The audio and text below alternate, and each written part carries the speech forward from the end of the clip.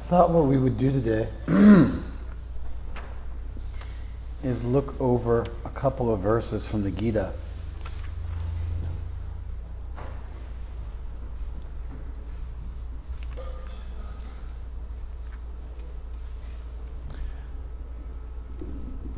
Let's get that door. Would you mind? Radhe?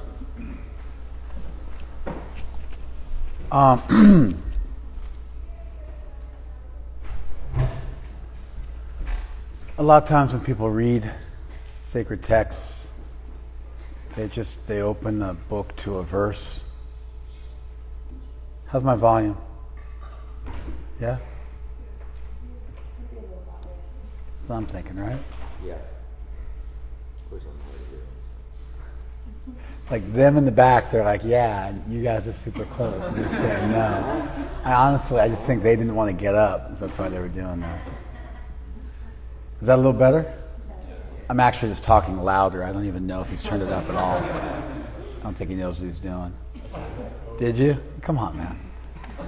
You walked all the way over there. You can give me a little extra volume.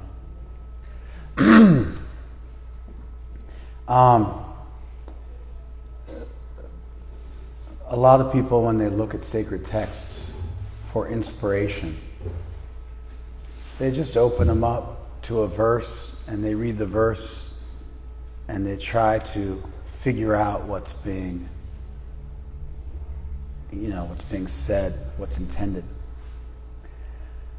Generally, I'm pretty anathema. I'm pretty not into that technique.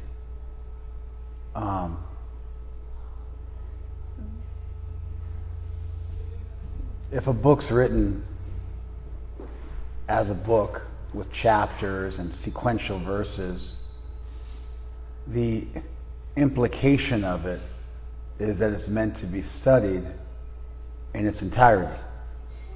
If you write a book and you bother to make chapters and you bother to organize your thoughts sequentially, where you lay out initial ideas and then you build later ideas on that foundation, what your desire is, what your intention is that the person will take the trouble to read everything through, and then they'll understand what you were actually trying to say.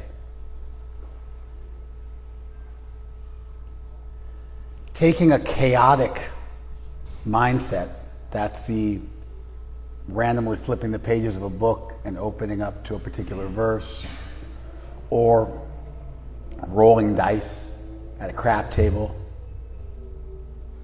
or throwing an I Ching for that matter, or throwing a tarot for that matter, or picking up a deck of cards and assigning meaning to each card and then shuffling the deck and pulling a card. That chaotic approach, there's a premise built into it. And the premise is that God is chaotic, and that the way that God's going to speak to you and the way the universe is going to enlighten you is through random games of chance.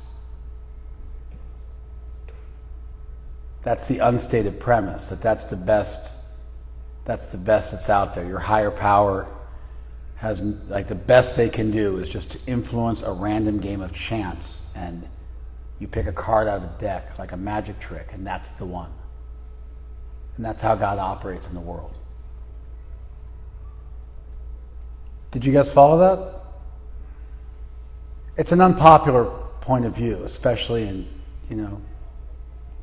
Of course, the 52 cards are older than tarot cards in terms of, like, their invention. So it's not that, tarot doesn't have some kind of, it's not been around since the dawn of man. Anyway, slavery was around since the dawn of man. That's not such a great idea. And so there's all sorts of terrible ideas that have been out there for a long time that somebody's got to come along and ask why the emperor's wearing no clothes.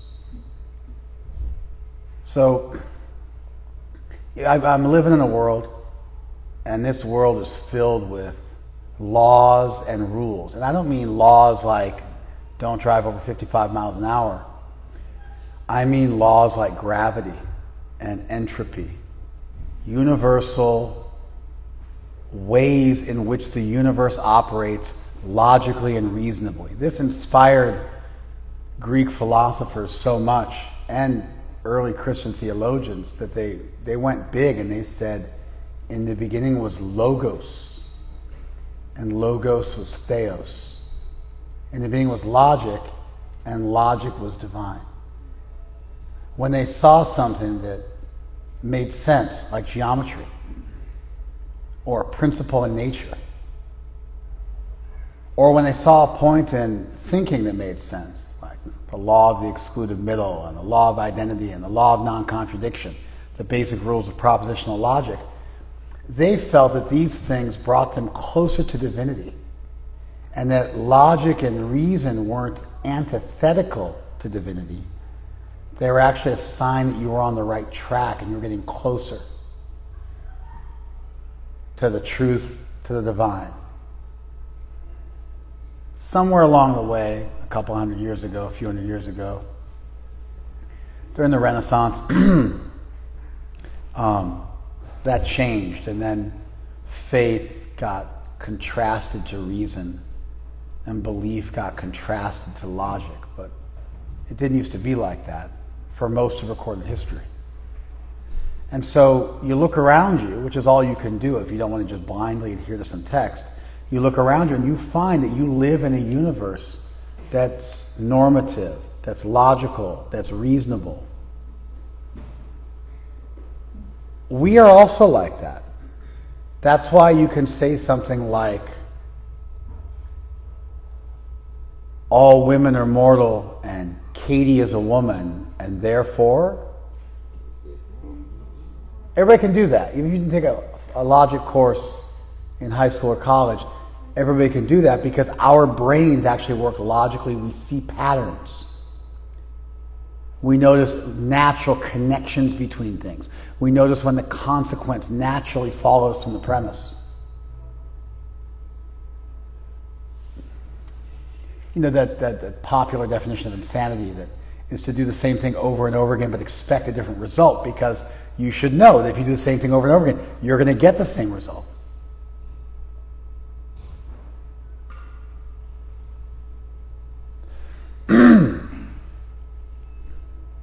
Like people think, none of you, or maybe some of you, we'll see. But people think, drug addicts think, I'm just going to do drugs one more time. Get it out of my system and just, experience it one more time. End on a good note. Finish it nicely. And, walk away like a boss. That's not how drugs work. That's not how it works. The nature of something which is addictive is that if you do it, you erode away at your free will to walk away from it. That's what it means for something to be addictive. And people also think, I'm feeling lusty, I'm just gonna get out of the way, have sex, and then I'll be good. I don't have to do that anymore. I'll cross that bridge, moved on in life.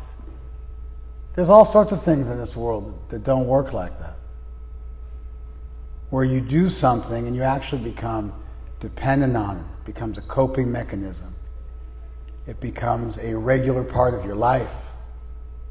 And your happiness and peace of mind and oxytocin hit and your dopamine hits and your serotonin levels get dependent on that thing.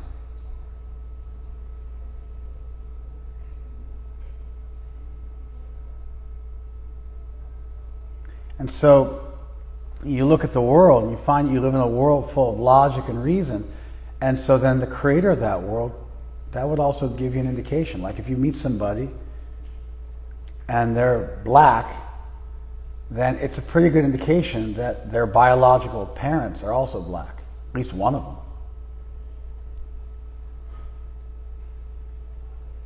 Like if you meet somebody and then they're super dark skinned, they're like, Indian, and then you meet their parents and they're both like full on Asian, right? And like, this is our child. You understand, okay, there was an adoption or something happened. You get it, that when it's not their biological issue, because you look at the result, and then that tells you something about the source. You guys following this? I'm not trying to make an argument about, the legitimacy of the adoption process and that biological sperm donors now become your de facto parents. I'm not, please don't go there, because it'll just waste a bunch of time.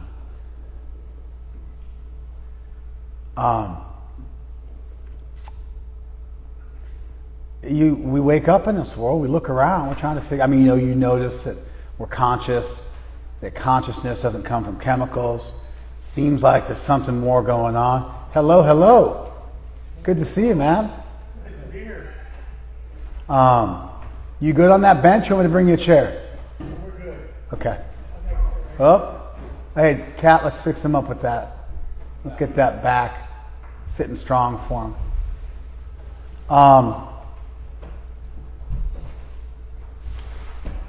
You wake up in this world and you look around, you're trying to figure out where everything came from, get your bearings, you notice that you're conscious, you notice that consciousness has features that you simply don't find in the chemical world. You put a little skin in the game, you think about it, you realize consciousness doesn't make sense, that consciousness would come from matter, that consciousness must itself be an irreducible force of reality, that the source of the world must therefore also be conscious. You start to wonder about what the nature of that source is, and you look at the world around you, just like if you want to know who's you see some kid and you're like, who are your parents? You naturally look, which people look like that kid?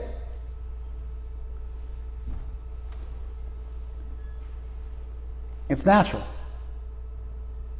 People always say, they see your baby, they say, it looks just like you. I've never once in my life seen a baby that looks like their parents. I've just never seen it. I think all babies look like old men.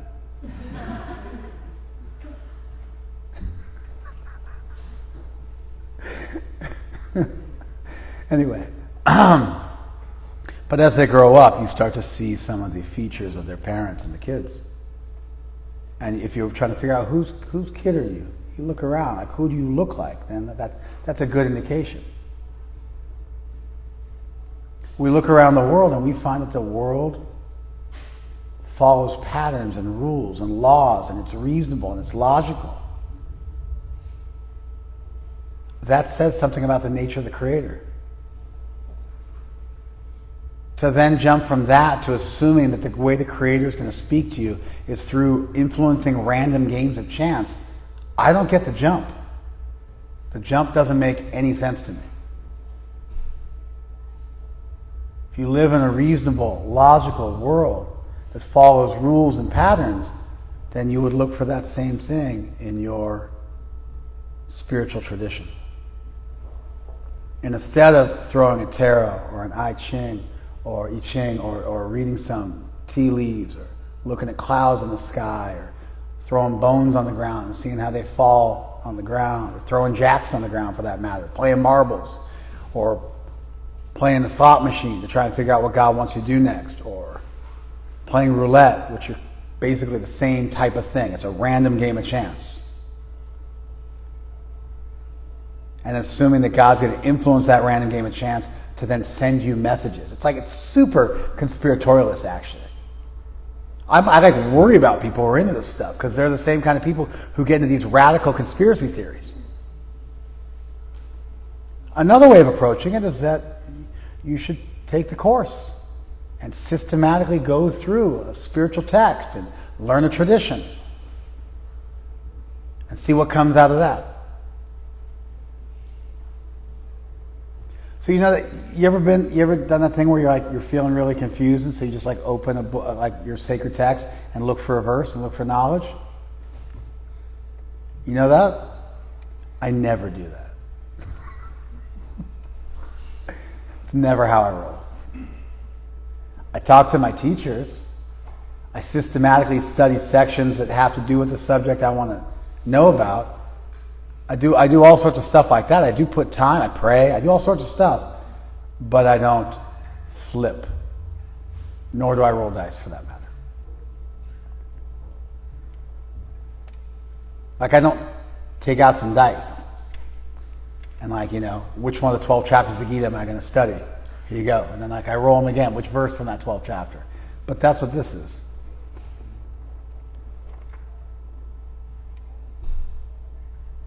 So, any of these verses that we're going to study now, they stand alone. Sometimes, like politicians are expert at this. They every sentence they say as a soundbite works. That's why sometimes politicians sound kind of stupid. I mean, sometimes they are legitimately stupid, but there's a thing you do when you're giving public speeches, especially politicians who have people doing opposition research on them all the time and trying to twist their words, is they'll just like people like for instance, I almost said Obama bin Laden, but that was obviously not correct. Barack Obama. Barack Obama was sharp. He was smart. Had a background in constitutional law. Was legitimately a smart guy. I hated listening to his speeches because his speeches were written in such a way where every single sentence in his speech, if you just quote that sentence, would be good. Because he was expecting people to take his stuff out of context.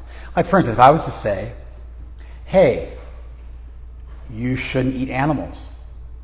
Like, I'm super proud of my son, Covey. Covey's 14, #1 ranked wrestler in the state of California. I'm proud of him for that too, but that's not what I'm proud of him for today. He's also undefeated in mixed martial arts and is the national champion. I'm proud of him for that too, but that's not what I'm proud of him for today. Covey was at his friend's birthday party, and our friends are vegan, and so they went to Veggie Grill. And so I've never eaten a Veggie Grill, but whatever, people do. I only eat at the Himsa Vegan Cafe, best restaurant in all of Southern California.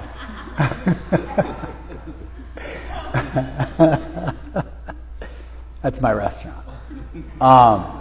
So Covey, they were ordering from Veggie Grill for the party. That was the caterer for the party. And a bunch of the other runts who were walking around, these, pubescent 13, 14-year-old kids, some of them were complaining, oh, this is gross. And Covey said, hey, you know what's gross? Eating animals. They have feelings too. They feel pain just like you do. I would say something like they have the same C neuron fibers that you do and feel pain just like you do. So how can you in good conscience, eat an animal when you wouldn't want such a thing to be done to you? Why do we have laws against harming animals and cruelty to animals? Federal laws. Animal Welfare Act 1966, which are superseded by state laws. It's a felony to slaughter animals indiscriminately and beat them in the streets. It's a felony in 40 of the 50 states. I'm obviously speaking in round numbers. Maybe it's 38 or 42, but it's right in that realm. 80% of the states have laws that make it a felony if you're too cruel to animals. But then we just suspend those laws when those animals are raised for food, and you commit the same crimes against the exact same animal, but because you've chosen to reclassify it as a commodity, you're allowed to do it. That's like what the Nazis did. They reclassified the Jewish people as non-human, and then they did terrible stuff to them. It's called objectification. It's what you do when you really want to mistreat somebody. You start to refer to them as an it and a commodity instead of a person. You forget the categorical imperative that they're just like you, and what would you want to be done to you, and you just see them as the other. So anyway, I would have made an argument like that. But my son was like, they have brains, they have feelings, they feel pain. That's gross. You think this is gross? That's gross. This is actually pretty good. I was super proud of my son, stepping up, representing. I don't know why I brought that up. Anybody? You're talking about every single line, they could take it out, and if you said a sentence like... Oh, my hero. Thank you. I could say you shouldn't eat meat for all the reasons I just mentioned. I could say you could eat meat, but it's really not cool. It's really not moral. So somebody could take you could eat meat. They could say, Tukram says it's okay to eat meat. And then they have that one quote out of context. You follow? So politicians know that game. And so the reason why I find their speeches even the really smart ones, to be incredibly unsatisfying is because they don't develop their ideas the way I'd like to see a philosopher or a speech giver develop their ideas, because they're so worried about the opposition and how they're going to twist their words that they have to give you a speech which is a bunch of one-liners. And it's quite limiting because you can't develop your ideas sufficiently. So these texts I'm about to read, every single one of them, amazingly stands alone. They have incredible value. They're worth looking at just on their own. And when you read them one after another in a systematic way, it's so much richer. Do you guys follow that? Here we go.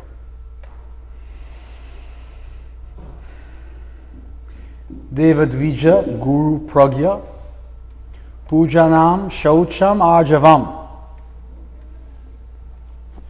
Revering the Lord, the monastics, your teachers, and wise people in general, having reverence for them, being clean and pure, and having integrity. Arjava means integrity. It's where you get the word Arjun from. Arjun had integrity, so that's why he's called Arjun. After the Arjun tree, which is a tree in India which grows very, very straight up in the air. So somebody who's very straight, not in the sense of not gay, but very straight in the sense of you say what you mean what you say. You have integrity. You live according to your virtues, whatever those virtues might be. Brahmacharya, ahimsa cha, celibacy and non-violence, ergo veganism. I wasn't just rambling. It was relevant. I was seeding you guys so that when I gave the verses, they would make better sense to you. Shariram tapa uchate. This is called austerity of the body. Austerity of the body consists of revering your teachers and elders, wise people, the Lord, the priest, at least they're well behaved, being celibate, being nonviolent, being pure, and having integrity. Those are the austerities of the body. The word austerity requires a little bit of unpacking. Austerity in English is not a good translation of tapasya or tapa in Sanskrit. The word tapa in Sanskrit means austerity, or at least that's what we usually translate it as. It's not an excellent translation. It might be the best you can do. When Prabhupada was given a full sentence to translate austerity, Prabhupada said, or tapas, Prabhupada said that tapas is voluntarily undergoing some difficulty for the sake of spiritual advancement. Voluntarily undergoing some difficulty for the sake of spiritual advancement. Sometimes austerity is used to refer to when governments run out of money and they do forced austerity measures. Like an austerity measure that was done during World War II was you had to grow hemp. Farmers in the U.S. had to grow hemp so the soldiers could get high and relax. No, they had to grow hemp because they used it to make rope, and it was used for the war in the Pacific. So it's called Hemp for Victory. It was a movement where they forced farmers to grow a certain amount of hemp on their land in the Midwest. You know, in Greece, you could only get so much money out of the bank telling machines because they were suffering hyperinflation. They didn't want the whole country to implode.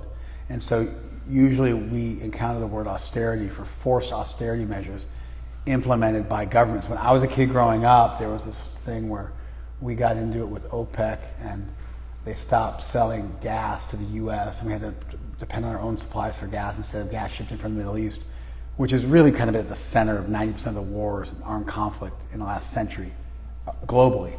But that you could only buy gas if your car ended with an odd or an even number, then you could only buy gas every other day. Do you remember this? It's crazy. Early 70s. Yeah, I was 3 or 4 or 5, something like that. But I remember waiting in line with my mom for hours for gas. Of course, you go to other countries and that's normal. You go to other countries and people are waiting for hours for gas on the regular. But for us, it's like, etched in my mind as some traumatic event from my childhood, whereas that's daily fare in much of the rest of the world, where we don't just have massive amounts of gas on tap at every moment. I was surprised living in Japan. They had sake available from vending machines. They sell cigarettes in vending machines in the U.S. I remember that when I was a kid too, which is insane. Such a, you know what I mean? Like, what kind of money do they have to pay to the governmental lobbies to get that stuff? Anyway, but they sell sake, they sell alcohol in vending machines, and they sell pornography also in vending machines in Japan. And then you'll see a sake vending machine next to a pornography, and it's just like ruin your life, all in one fell swoop without even walking off your block. We, of course, do the same thing at gas stations all over this country. FYI, same things going on. You never want to be too far away from those things people are addicted to. So these are austerities of the body, and the word austerity is normally used for things that the government forces you to do. They're not necessarily voluntary. They're also not necessarily for the sake of spiritual advancement. Sometimes they're to right economic wrongs or because of some political situation. So the word tapas, it doesn't really communicate what the Sanskrit word means when you translate it as austerity. Tapa comes from tup, and tup means to heat, like the sun heats things. Like if you want to purify gold, you heat gold, and the other base metals that might be alloyed with burn off and separate, and you end up with pure yellow gold. We buy 18 karat gold, 14 karat gold. A lot of times 14 karat gold, rose gold, which is like 10%. Sometimes I'll have a deal at a department store like Macy's. I'll say 50% off all gold jewelry. I always laugh when I see that, because that means that they were charging you. You follow? In most of the rest of the world, you buy gold by the price of gold in the market. Like in India, people only buy 22 karat gold. And so if you want to know how much to pay for something, they weigh it in front of you. And then you look at the gold price for that day, which is posted in the gold shop. And then you multiply it out, because 22 karat gold is less pure than 24 karat gold. It ends up being around 94% or something like that. So then you multiply that price and make a percentage of it, and you pay for that gold, and then you pay them $100, $200 for having made into jewelry. So you could buy a $3,000, $5,000 piece of jewelry, and you're paying the maker of the jewelry a couple of $100. And so the idea of getting half off, it's like somebody's like, we're selling money for 50% off. It would just, it doesn't make any sense. We're selling $100 bills for $50 today. It wouldn't make any sense. If they're like, we're selling $100 bills for $200 today, half price. We started $400 for them. Now we're going to charge you $200 for them. That would make sense for the person selling the money, but you buying the money, you look like an idiot. Anyway, 22 karat gold is very, very yellow. It's extremely yellow. Once you really get an appreciation for 22 karat gold, 24 karat gold is very soft. You can just go like that. You can start to bend it in your fingers. Not even like this, just like that. You can start to bend it. It's not butter, so that might be a bit, I might be exaggerating a bit. You can take a 24 karat gold bangle and you can go like that, depending on the thickness. Once you get an appreciation for real yellow gold, you never look at 18 and 14 karat gold the same again. It looks like shiny metal. It looks cheap. Tup means to heat. It can be used for cooking, when you cook something. And so tapasya, or tapas, is when you voluntarily heat yourself up to purify yourself. And so you can do that with your body. How do you do that? Practice celibacy. Celibacy is wonderful. It's phenomenal. Monogamy is wonderful and phenomenal. Not because human beings were made to be celibate or monogamous. We actually weren't. If you want to know our physiology or kind of our natural habits, you can look at primates, and that gives you a pretty good sense of what's natural for human beings from a biological, physiological, instinctual point of view. Yeah. We may disagree. I remember reading Prabhupada's book who was saying if the person has a lot of sexual desires, next life he will get a monkey's body so he could mate 20 times a day. So I think still the human body wasn't made for that intense like a monkey's. Number one, I didn't actually say you could interrupt me. You raised your hand and said, "Can I interrupt you?" And then you just did, which you do regularly during class. If you're going to come to class, come and sit in class. I ask for questions at the end. But the idea that I necessarily want to entertain your doubt right now when I'm speaking is kind of rude. It means that somehow or other your feelings and your desires are the most important thing, as opposed to what I prepared to speak on. And so it disturbs me. It might disturb a few other people as well. But you did it, so now I'm trapped, because if I don't answer you, people think that the foolish points you made might actually be legitimate. And so then, we got a problem. But I'd appreciate in the future if you could just not just raise your hand and then begin speaking. It's really rude. And I mean, even as a loudmouth American, I never do that.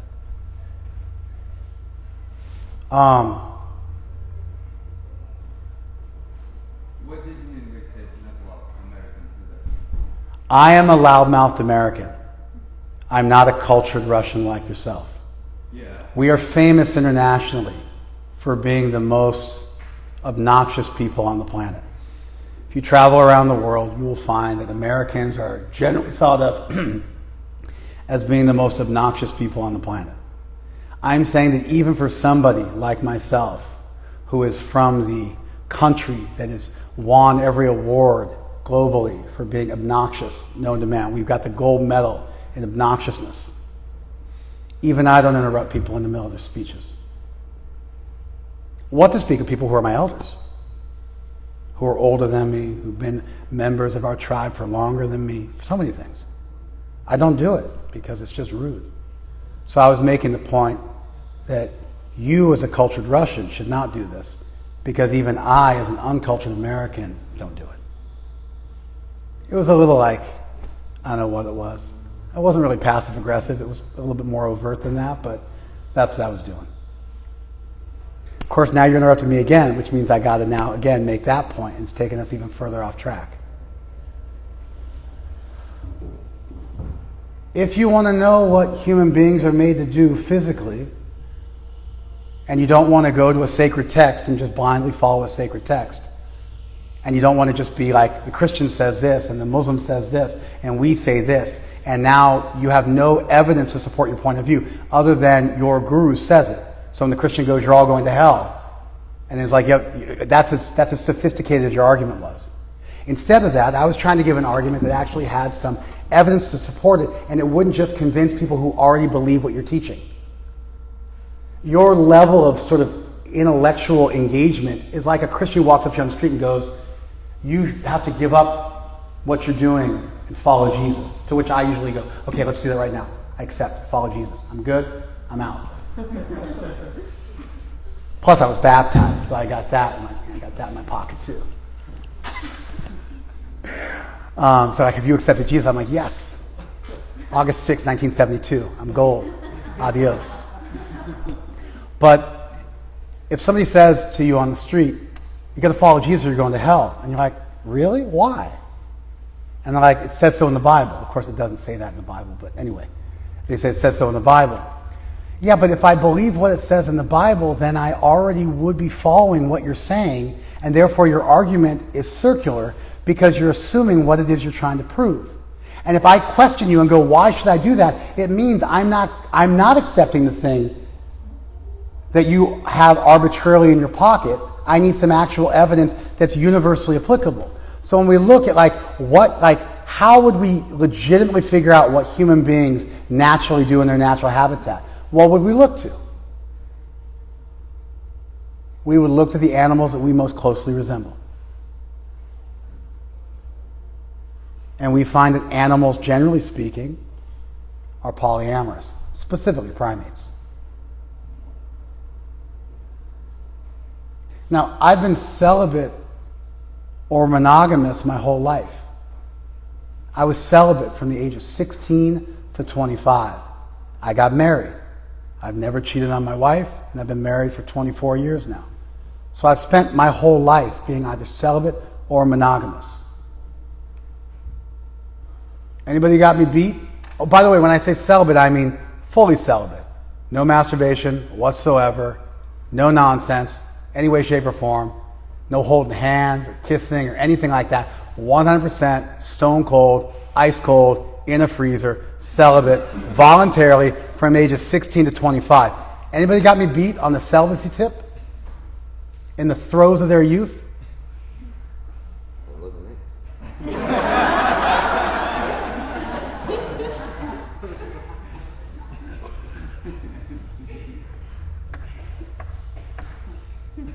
I was trying to present something for a larger audience than people who already accept our texts.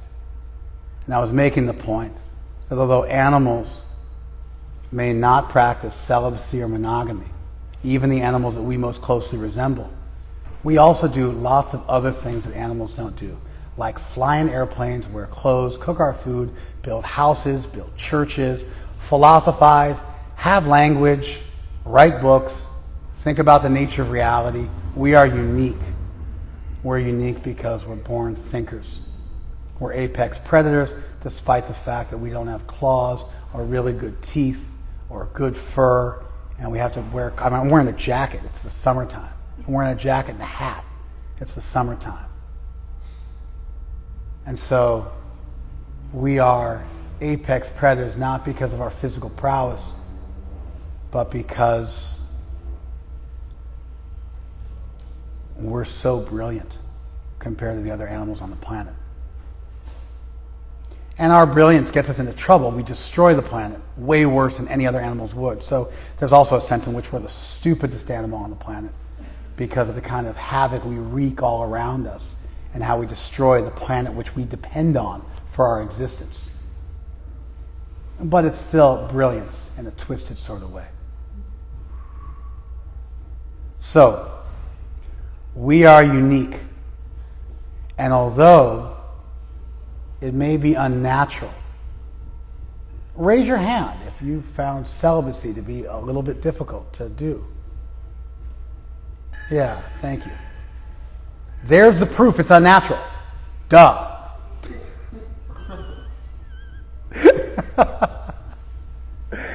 Yeah, if you want more, I was trying to give you something extra to chew on, but there's the proof. You just all proved it.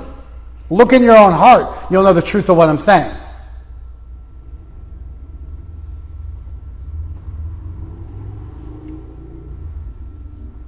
It's really valuable to learn not to become dependent on dopamine and oxytocin and serotonin for being peaceful. It's really good to learn how to navigate life and the stresses that come out of life that twist you up and get you bent without having to go for some release every 5 or 7 days. It's really valuable to unaddict yourself.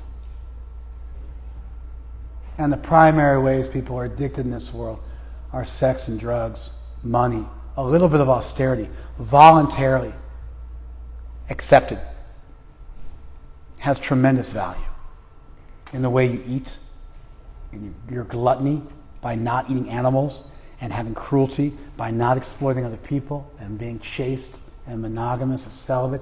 These things have an incredible value because they empower you to start to do what's valuable and what's right in other areas of your life as well. And you're not just a sophisticated addict.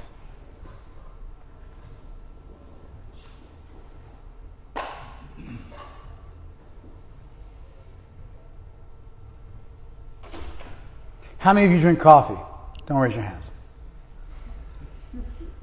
I can embarrass you guys.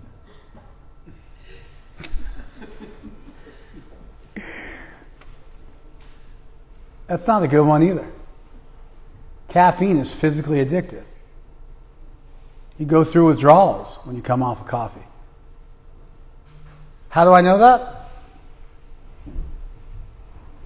You used to drink coffee. Never drunk coffee in my life.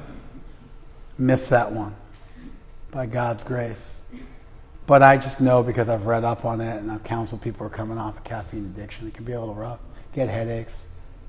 Get kind of spun for about a week or 10 days.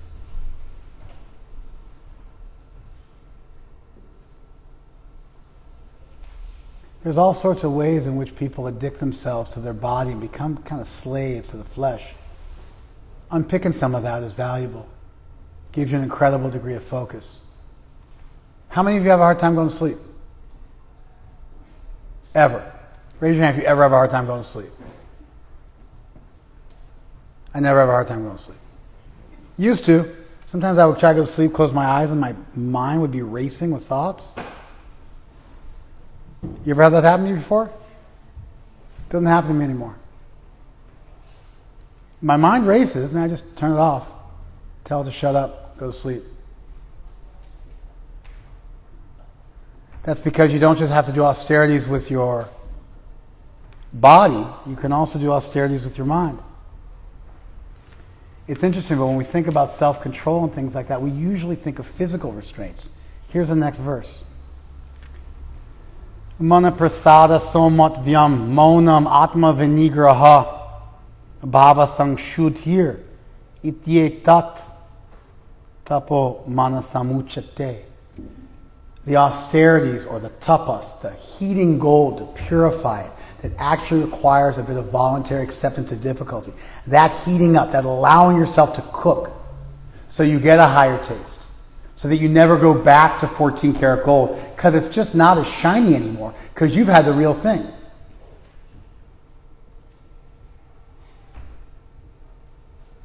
You never go for the lower thing anymore because you found something higher. You got a bigger yes, something more beautiful, maybe a little more subtle. Maybe a little more, it takes a little bit more work, but you found that thing, you got it, and you're never going to settle for the low-class thing again.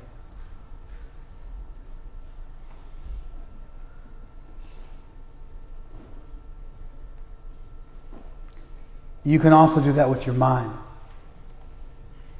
Mana prasada.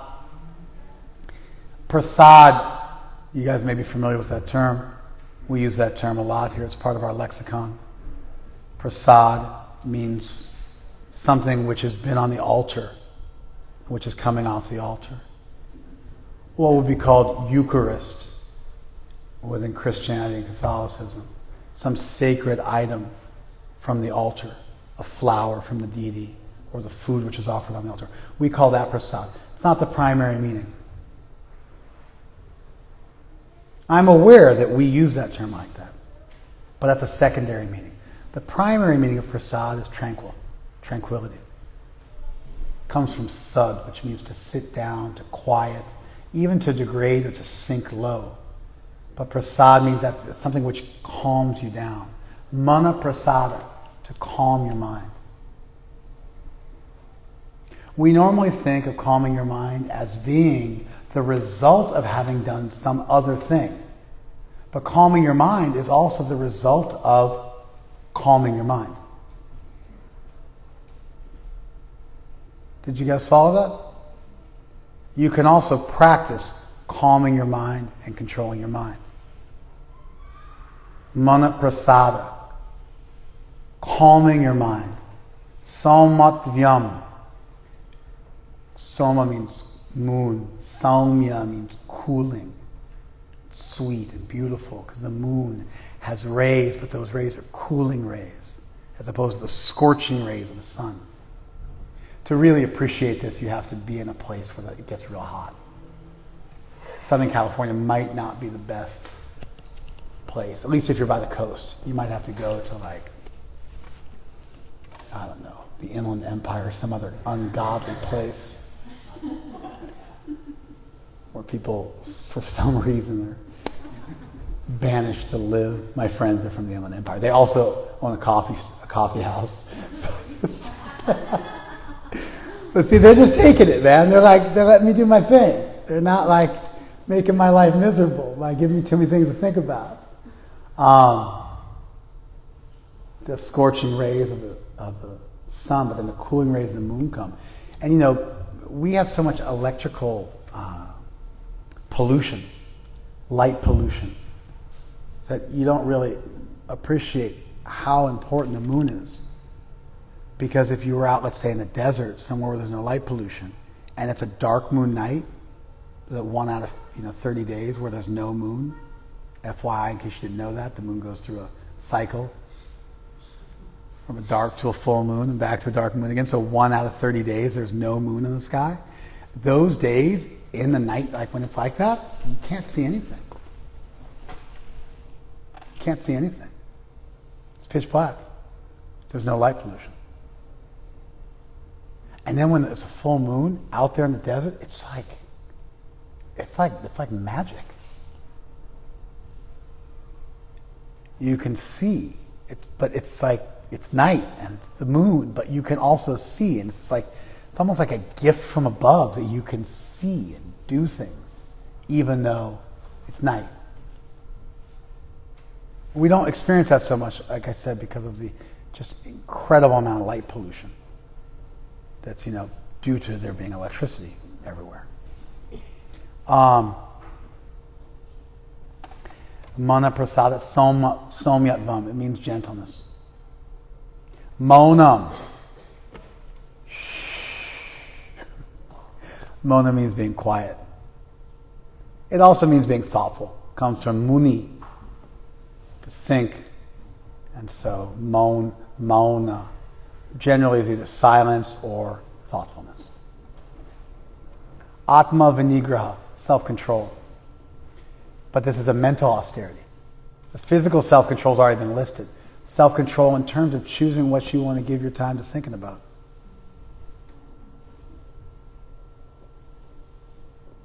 Bhava sangshuddhi, purifying one's existence. Again, living a life for a higher purpose, but not physically, a mental life, a thoughtful life, where you think purifying thoughts, you think high thoughts, you fall in love with high, deep, powerful, profound things. You quiet your mind.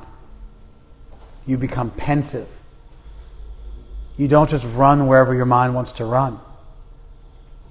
You restrain it and you practice quietude and tranquility on a regular basis. How do we do this?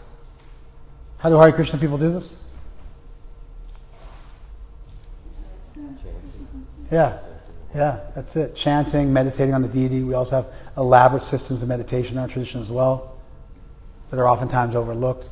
And through both chanting as well as through the meditation that chanting accompanies, that also accompanies chanting. These are ways in which we do this mental game on a daily basis for hours a day.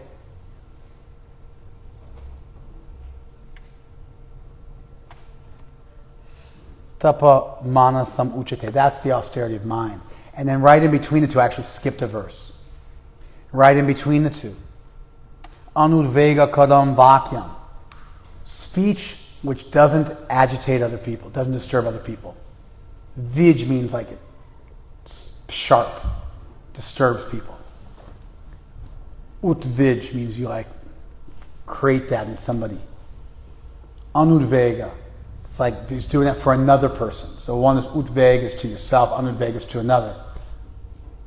And so, anudvega kadam vakyam, excuse me. Anu isn't, that's not it. You put an an in front of a u and it becomes the opposite. So speech which is not agitating. Satyam priyam chayat. Satyam priyam hitam chayat. And it's also Satyam, truthful. Priyam, pleasing. And hitam, beneficial. Speech which is unagitating, truthful, pleasing, and beneficial. Swadhyaya. Swadhyaya bhyasanam chaiva. And also the regular practicing of reciting sacred texts. Vanmaya tapa uchate. That is the austerity made for the speech. So there's 3 types of tapasya. Purification, heating up, voluntary ways in which you uplift yourself. Amazingly, almost all of this stuff is pre-theistic. It doesn't even require you to believe in God. It's just really, really good life advice for actually being happy. There's 3 voluntary ways you can uplift yourself regularly by cooking yourself and heating yourself up and allowing yourself to go through some cathartic, purificatory process. And you can divide them up as things you do with your body, things you do with your mind, and right in between those two is what you do with your speech. Sometimes we neglect this. We talk all kinds of nonsense, and then we want to be able to control our bodies. It doesn't work like that. It doesn't work like that. If you want to control your body, control your speech. You want to control your speech, control your mind. Can't control your mind, start controlling your body. Then eventually, you'll be able to control your speech, and eventually, you'll be able to control your mind. Works both ways. Works both ways. And so you can give something up that you know isn't good for you. How many of you have something in your life right now that you do that's not good for you? Raise your hand. That's right. So you can extrapolate from this. I think Krishna nailed it and came up with a really solid list. But you can extrapolate from this. You can fill in the blanks as needed. And so with your body, some chastity. And clean up your diet. Don't make your mouth a graveyard, your stomach a graveyard.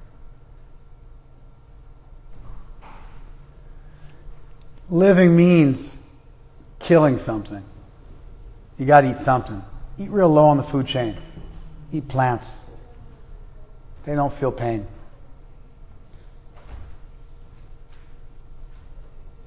And whatever the pain they feel is way less than animals with C neuron fibers in the central nervous system like we have. Cause as little harm as possible.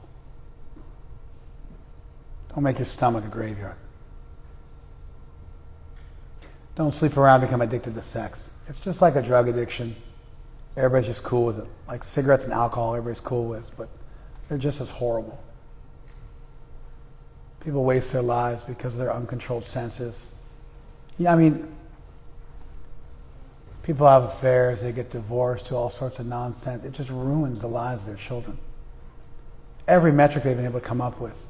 You're way more likely to go to jail, not graduate college, like be below the poverty level, like get convicted of a violent crime, become a murderer, commit suicide. Like every single metric they've ever been able to come up with, if your parents divorce and you grow up in a single family, you've been crippled from the start.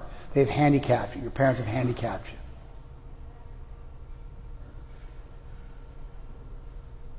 Don't get married because of lust. Find somebody you're actually compatible with. Not just somebody who looks sexy for 5 minutes. That stuff always wears off. And then once you make a commitment, hey, you know what? Learn how to keep it. India's like rock stars when it comes to this stuff.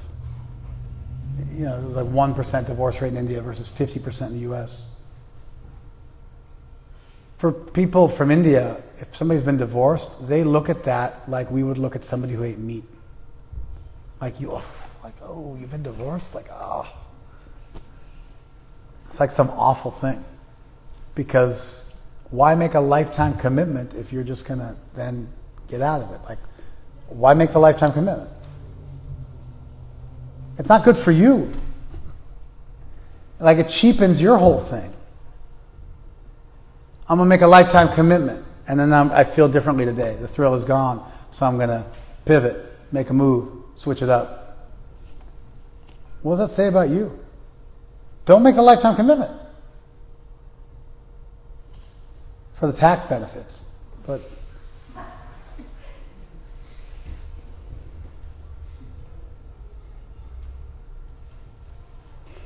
and be respectful of your elders. And be a little humble and learn.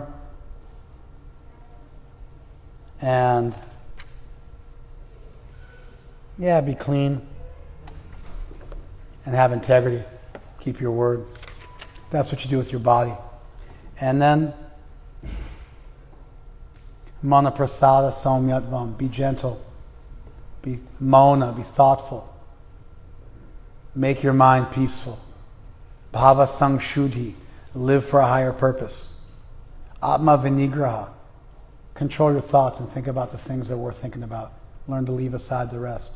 Your mind is not an untamed animal that runs here and there. It's only that way if you don't bother pulling on the tether. You realize that that untamed mind actually has ropes attached to it, and you can grab those ropes anytime you want to. And start to control your mind. That's liberating for people, to realize you're not your thoughts. They don't own you. You own your thoughts. You can do what you want with them. You can adjust. And then right in between those two, brilliantly, is this statement by Krishna that you should anudvega kadam vakyam satyam priyam hitam chayat, that swadhyaya abhyasanam chaiva vanmaya tapa uchite, that the austerity of speech is that you speak that which is truthful, pleasing, beneficial, undisturbing to other people, and that you regularly connect with some higher literature, some higher thought, something above yourself to help pull you up. Prabhupada, the brilliant theologian that he is, troubleshoots in his comments. He says, what if you got to speak the truth to somebody and it's for their benefit, but it's going to disturb them? Then what do you do? And Prabhupada says, if you're a teacher, you can do that for your students. But don't go just walking up to people on the street and try and correct them. A teacher is allowed to do that for the benefit of their students. It's a relationship where you're allowed to drop the idea of not agitating the person and just making the person happy. And you can just speak the hard truth. And so that would be like an applied ethics type thing where you have a normative ethics, you figure out what the right thing to do is, and you start to apply it to real life circumstances, and you got to start to nuance it, to build it into something you can actually run with. And so you find that being done in the notes. Then Krishna goes on, and he makes the point that you can do these 3 types of austerities in 3 different modes. You can do it for the right reasons, you can do it for selfish reasons, or you can do it in a way which degrades you, and he actually takes the conversation to a whole other layer of depth, which I didn't get to because I got caught a little bit introducing things. So to recap, I think there's incredible value in looking at ancient wisdom literature, not just because it tells you about things of that world, but it actually tells you how to better live in this world. And you encounter this brilliant thought that just really just kind of illuminates the way you look at things. And Krishna's words now are as pregnant with wisdom as they were when they were spoken. They have as much applicability now as they ever did. They're powerful, they're challenging, they add something to the discussion. From the brilliant idea of noticing that what you speak is also something you're responsible for, to dividing it up into body, mind, and words, to look at mental restraint as being something you can practice, to the specific items he surgically picked out and why they have value and how they unaddict you and leave you with a lot less pollution in your own consciousness, and how they allow us to use our incredibly powerful brains to take ourselves out of just being like an animal. And they're what human life is really all about, upward human life. Human life that honors the incredible gift we've been given. You know, like cheetahs are made to run. You look at like a stallion run, it's like their body was made for running. We were made for thinking. That's where we excel. And to be able to do that clearly There's a little bit of a price of admission. It doesn't just happen automatically. And so what I want to do is I want to look at these verses and show you how much richer they become when you look at them as a unit, as a subject, and you read them like the author intended them instead of just randomly flipping through the book. And it gives you a little bit of an insight into what systematic spirituality looks like. Where instead of just hearing about austerity of speech or austerity of mind or austerity of the body, you see the whole thing and how they all play together. And then Krishna takes it a step further, which we don't have time to get to today, where he actually has you thinking about what the motivations behind those austerities are. Is it to get fame? Is it to hurt somebody else? Is it to bring light to the world and yourself? And that you have to not only look at what you're doing, but you also look at why you're doing it, and that becomes part of a full discussion of any topic. Okay. Boom. On the button. My timer just went off. Of course, yes. I think it's important because the temple room is full. This is the second week in a row that there's been some disruption during class. Not intentional, of course. But when Prabhupada spoke, no one even dared thinking about commenting. When his sannyasi spoke, or my senior godbrother spoke, there's a time for asking questions that's after the class. And I was once with Prabhupada, and a devotee asked a question, a philosophical question. It sounded like he wanted to be very intelligent. And Prabhupada turned to my sannyas godbrother and said, "He is not reading my books." Meaning that the answer was already there. So it is Vaishnava etiquette not to interrupt when someone's speaking, particularly your senior, and particularly in a forum like this. So I apologize, but I wanted to drive that point home. That's because this devotee is my elder. He's been around since before I was born. We have generations, so he's the generation above me. I'm my generation. Some of you are the generation below me. I mean, I thought I beat him up enough for it. No, it's in general. All right. All right. Questions from the class. All right. I mean, it's not very general because only one person did that during the class. Well, it was last week too. Oh, it was last week also. I got you. I got you. And I felt a little fiery today just because I wanted to demonstrate to you what it looks like when you have an uncontrolled tongue. Here you go. I want to teach you guys what not to do. So there you go. But yeah, anyway, you're my hero. Thank you. All right, any questions or feedback? Have at it now. You guys take your swings at me. I'm all teed up for you. If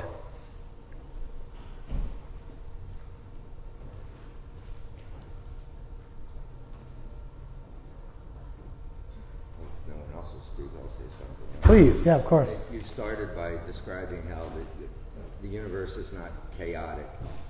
When back in the day when we would do college programs, they had a little plastic box.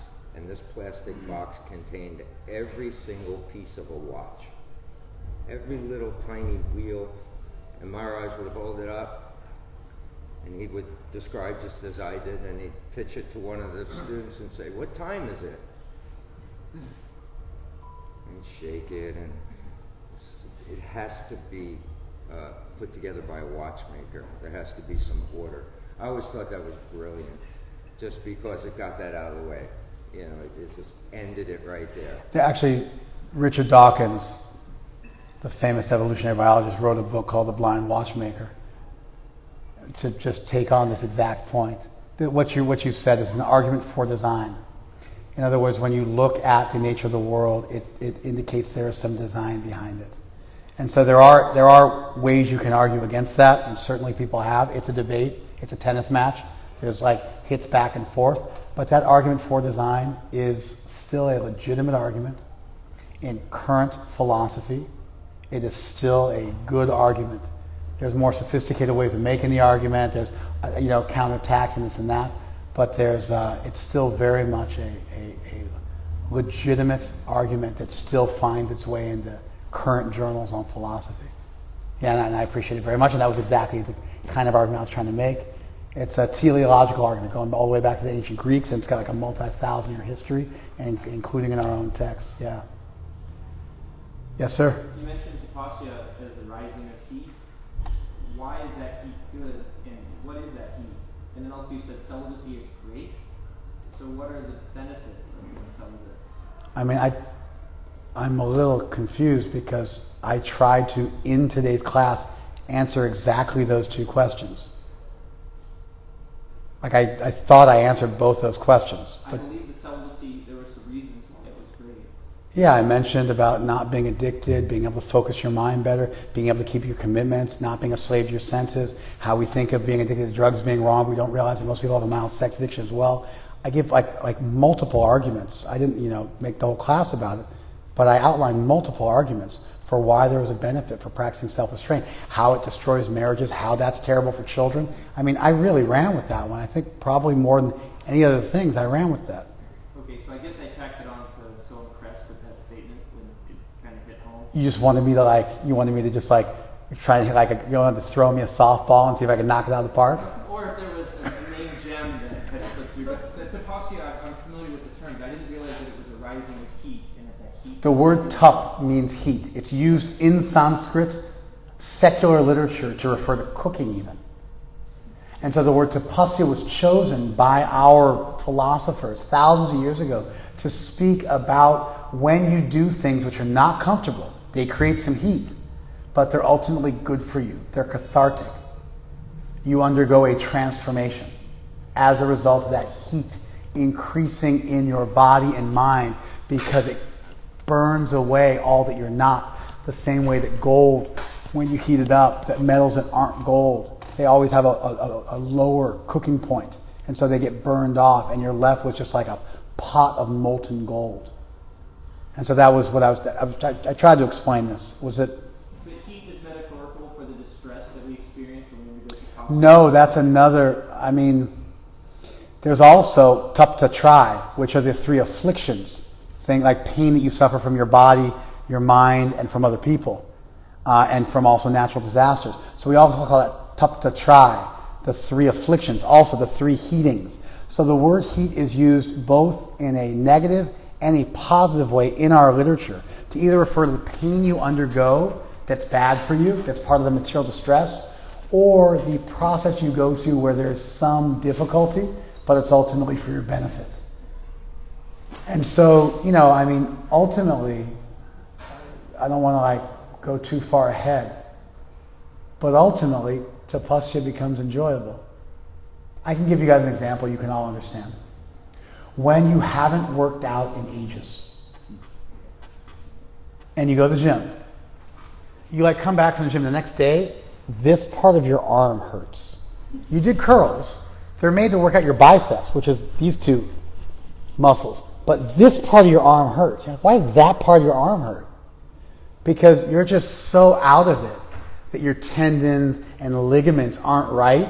And so you feel it there as opposed to even being able to have the benefit of the muscular contraction. You follow? And you have to actually go through a period of time, like the worst thing a coach can do, a physical trainer can do, is just crush your client the first day they come in. And then they can't move. They have to walk upstairs backwards for the rest of the week because you've wrecked them so hard. Or jiu-jitsu. First time you come back for jiu-jitsu, he's a jiu-jitsu teacher, as well as being a coffee house owner and living in the Inland Empire. He's also a jiu-jitsu teacher. And so you go back on the mat for the first time in months, and you end up with all these little cuts and scrapes on the tops of your toes. It's totally weird. You cut your feet up because you don't know how to place your feet properly on the mat as you're getting dragged around the mat. But then as you get good, it doesn't happen anymore because you learn how to move your body properly. And as you work out, you start to enjoy it. You look forward to it. And whereas the one guy who's smoking a pack of cigarettes a day, runs a block and coughs up a lung and you got to call 911, you're running a block and you're breaking a sweat and you feel like $1 million. And you've trained yourself. And that austerity, that pain becomes enjoyable. So, that thing that all of you know, is true with the entirety of spiritual life. When you first start doing it, it seems a little rough. And as you get better at it, it becomes enjoyable, so much so that you would never go back to the way it used to be. Some of you think, like, oh, I can't believe I used to live like that. And you become happier today. Not like a heaven and hell type thing where you got to like sit in an ice bath and wear a horsehair shirt and perform some kind of, like early Christian austerities so that when you get martyred, you'll go back to heaven. Not like that. You're actually happier. Like I smell meat and I want to yak. I smell meat, I want to yak. Only time I never sit next to somebody who's eating meat. Never. My parents are all vegan when they hang with me. I'll never sit next to somebody who's eating flesh. Won't do it. Only time it happens on the plane. At which point I just get up and stand in the aisle, and if for some reason I can't swing that one because I was like sleeping and it happened while I was awake, I'll turn my whole body away from the person to like do a whole Orthodox Jew kind of thing and just freak out and make a whole scene. So I don't vomit. Kills my appetite for hours. Because I smell suffering and pain. I've made that connection. And so when I smell flesh, I think of suffering and pain. And I think of cruelty. You can get to that place in your life where you chant your japa because it's who you are. It's your coping mechanism that uplifts you and fills you with like divine inspiration and thoughts. Where you live a pious life, where you're sober and you're high on life. And you wouldn't trade it for the world. And if somebody forced you to do drugs, you would like find it to be miserable. Where you speak the truth, where you keep your commitments, and the power of your commitments is so powerful. You'd rather die than break your word. And you live a profound, heroic, beautiful, inspirational, powerful life. And you wield tremendous influence to uplift other people as well. Because you walk your talk. Because your actions speak louder than your words. Because you put up so you don't have to shut up. And so the things we're talking about are enjoyable. They just require a little bit of effort to get to that sweet spot and realize, geez, what was I doing? Was that good? You threw me on a softball and I managed to get a hit? All right, let's call it a day. Let's do a little kirtan. Thank you very much.